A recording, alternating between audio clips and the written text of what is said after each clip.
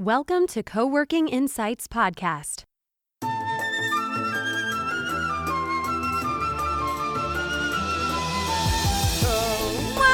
Insights.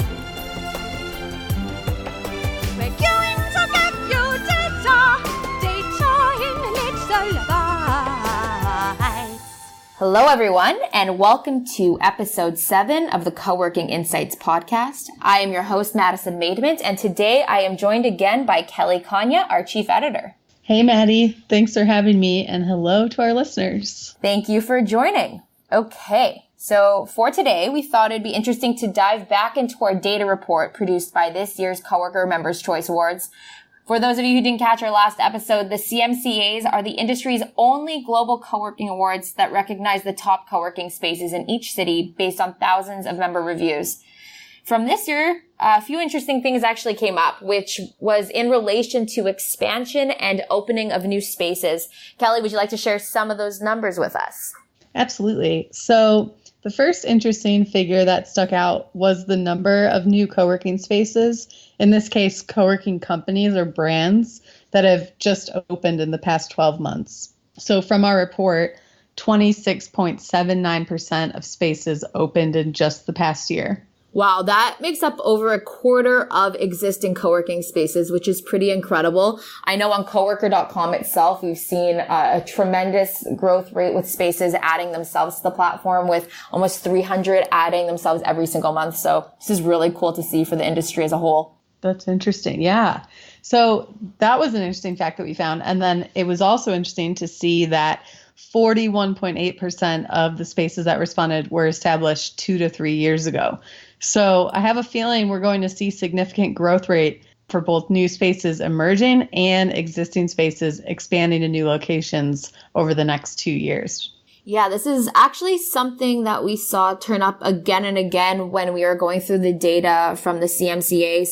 In general, when we asked co-working space operators if they were planning to expand their co-working space operations by opening up a new location, 77.14% of space operators said yes. Wow. Yeah, it's pretty crazy. And what's also super interesting is that when we asked how many locations space operators plan to open by 2020, which is really just a few months away, 37.76 respondents said that they were on track to open not just 1, but 2 to 3 co-working locations. And then the other 31.84% of respondents said that they plan on opening up at least 1 location by 2020. Wow.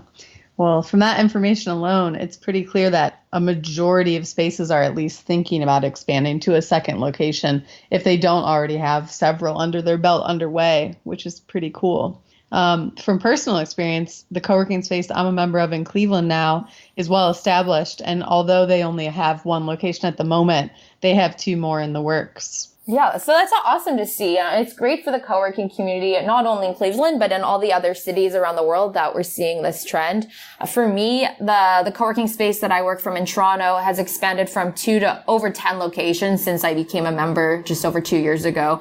So again, it's all working towards this trend that we're seeing globally around the world here.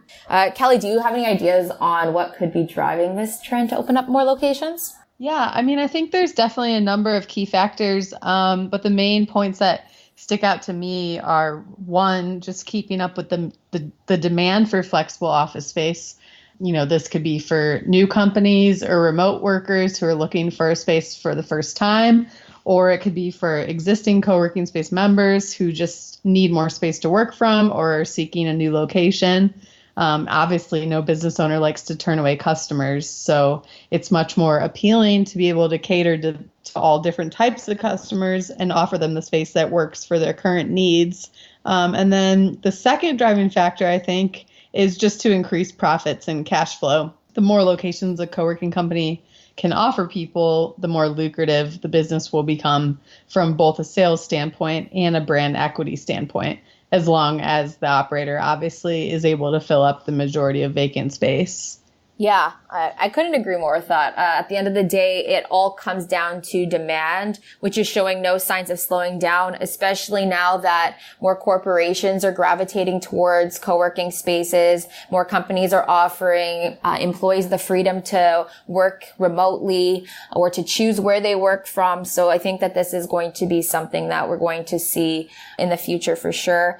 I also think the point that you put on brand equity is interesting. I think it's fair to say that for members, a part of the appeal for co-working is not only the locations, but the network of people they gain access to and the community they become a part of.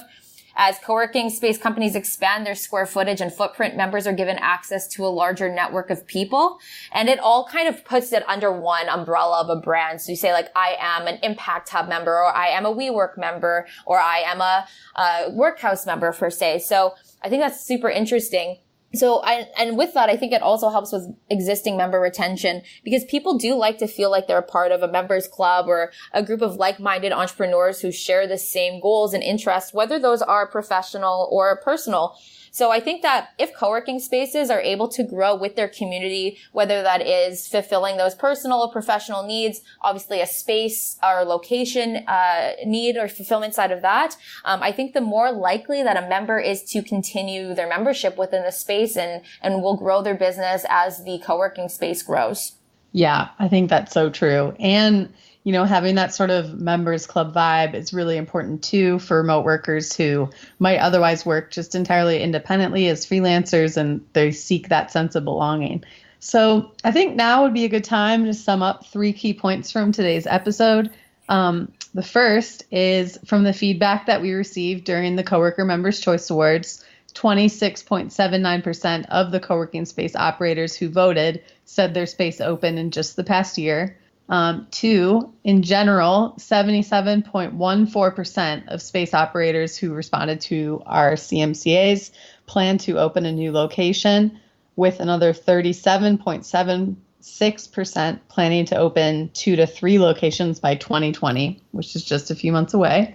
And 3, finally, what is driving this decision is the ability to meet the working economy's demand for co-working spaces and to increase profitability. Perfect. Yeah, that was all really interesting data we were able to dive into today. And just remember, this is just a small portion of the information that was gathered from the 2019 Coworker Members' Choice Awards data report.